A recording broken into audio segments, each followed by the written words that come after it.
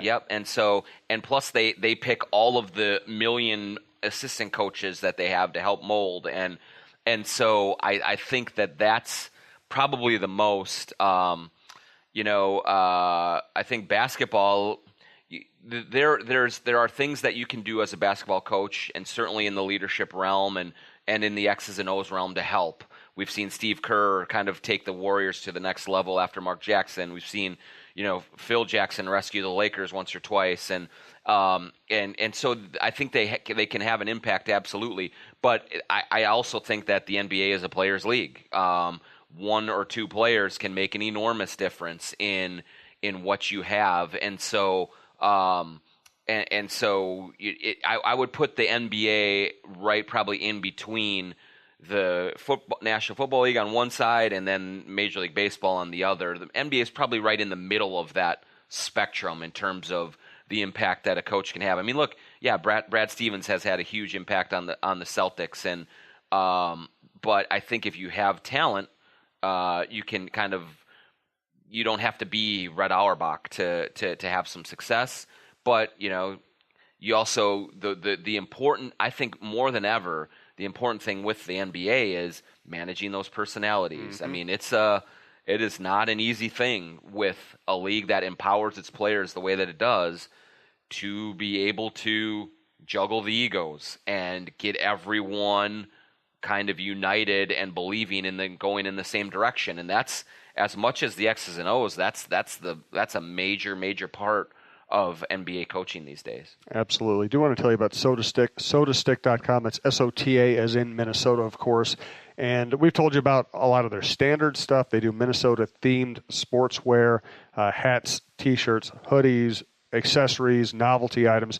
One of the coolest things is they just constantly are pumping out special runs. And, of course, good time this week. It was a great weekend to be a sports writer, John. I got to write about Randy Moss, Johan Santana, and Tom Lehman. Not bad. Well, Randy Moss, they did some Randy Moss-themed stuff. They have a Randy the Goat T-shirt, That's $28. Pretty cool one. I like That's that. pretty cool. And it's a goat with the number 84 on the side, and Randy Moss's, when Randy Moss had his most hair. He didn't have much hair anymore, but in the old days when he had the big fro, it represents that. Also, Randy the Goat hooded sweatshirt for $55. And if you order anything over, I think, $99 on the SodaStick website, you'll get free shipping. If you type in You Betcha, then you will get free shipping on any size order. So you can order just a Randy Moss T-shirt and have it delivered free by typing in You Betcha. So that's what they have going on this week. They always have tons of hockey stuff, curling, stuff for backyard barbecues, toilet plungers, whatever you want. Go to sodastick.com and check it out. Randy the Goat, and their hashtag for the Randy the Goat promotion is Straight Grass Homie. Nice. So let's do a couple Twitter questions, and then I'm just basically going to throw it open to you, see what else you want to talk about today. Maybe I'll even ask you about Maya more. From Moose Goggles, how do Kat's and Jimmy's parents feel about the squabble? With the way the NBA works, he's probably trying to be funny, but it could matter. Sometimes it does, yeah, and I try to be careful. I mean, you will find media people that go to the parents a lot, and I hate to do that a lot because these are grown men now, and maybe Kat is young, but he's still a grown man and needs to be able to speak for himself, and that's why in our interview with Big Carl on the Athletic, I didn't ask him about kind of the drama because I think that's something that Kat needs to speak for himself, and I'm not going to use a spokesman and kind of go that route, but it's an interesting way that he phrased the question because I think some of the differences between the two come from the very basic element. Kat has two parents. Jimmy essentially has almost none. Jimmy was homeless as a kid. His father was never part of the picture. He was in the gutter in Tomball, Texas, from the time he was a very young boy.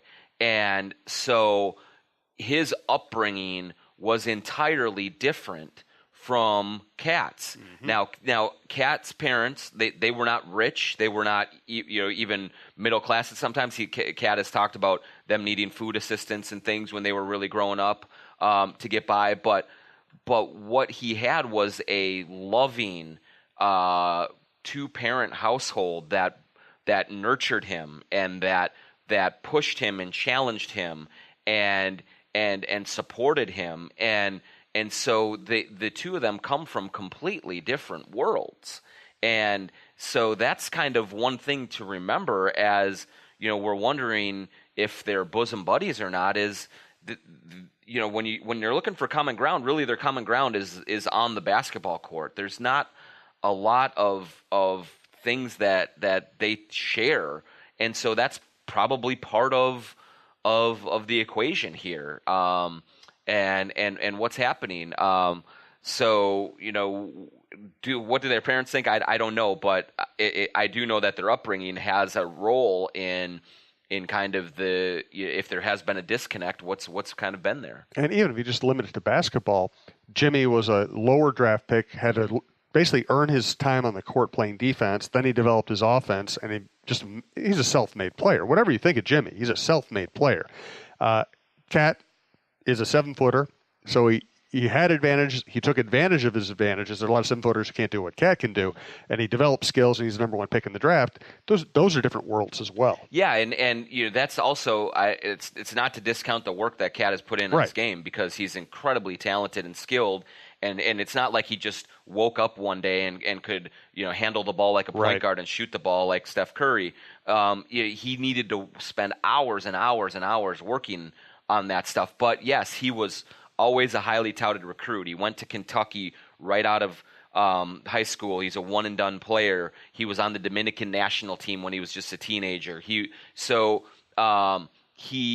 kind of has been the highly touted guy all the way through. Andrew Wiggins the same way has been the highly touted guy all the way through, where Jimmy went to junior college first. Then he went to Marquette.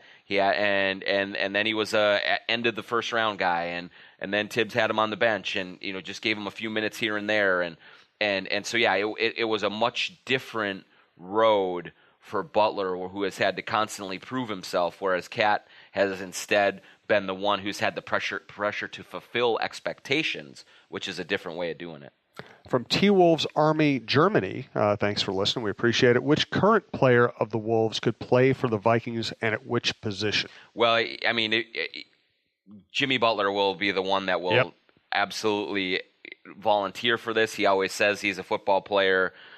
He's a big Antonio Brown guy. He carries the football around all the time. He's big, strong, fast. Could probably play receiver, tight end. I think he's a safety. I think he likes hitting people. Maybe he would be a safety. He's 6'8", so it's a tall safety. That's a good point. But I think I always forget he's 6'8". Yeah. He's 6'7", 6'8". He's legit tall. So I'd throw the fade to him in the corner all the time and let him go get it, and he could play that physical bump and run, as well as anybody. I think that'd be about the only one I think on the team that I see right now that would really have a chance to make it.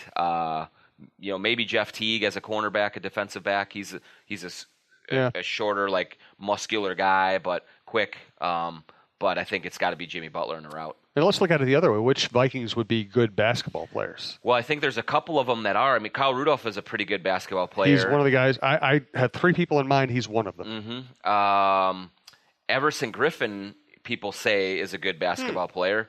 Big, athletic, and strong, and can shoot it a little bit. I'm trying to think of who else would I put in that group. Maybe Stephon Diggs? I was going to say, to me, the receivers in the NFL are the ones who translate because they have great hand skills as well as strength and quickness. I think Diggs, Thielen, and Rudolph are the people that would translate the easiest to me. I would. And Thielen was a great high school basketball player. Absolutely, yeah. So, I think all of those are good possibilities. And what football players will tell you is there are a lot of football players who could play basketball. There's not a lot of basketball players who play football. They might be right, but it's still I still take basketball players as the best athletes that I'm around. Yeah, and it is interesting too. You and I spend a lot of time in locker rooms, and it really is amazing the dramatically different body types. Yeah. You go in an NFL locker room, and there's really nobody aside from maybe a punter or a kicker who isn't put together. Yeah, they're built for impact. I mean, they are built like tanks. Mm-hmm.